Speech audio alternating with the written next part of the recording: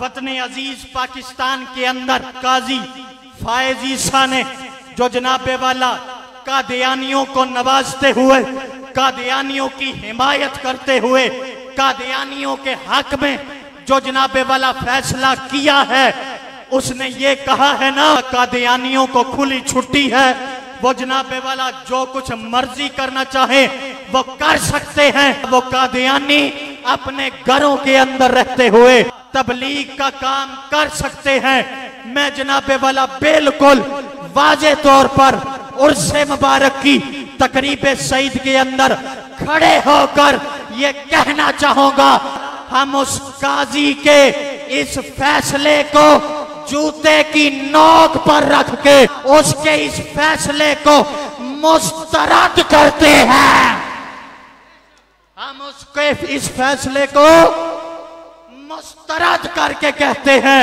ए हुकूमत वक्त इसको लगाम डाली जाए, ए हुकूमत वक्त इस काजी को कैफरे किरदार तक पहुंचाया जाए, ए हुकूमत वक्त इस काजी को फांसी के फंदे तक पहुंचाया जाए, ताकि बाद में आने वालों को ये पता चल सके कि ये पाकिस्तान गद्दारों का नहीं है, कमली वाले आका के आशिकों का है। ताजदारे खत्म नबूवत, ताजदारे खत्म नबूवत,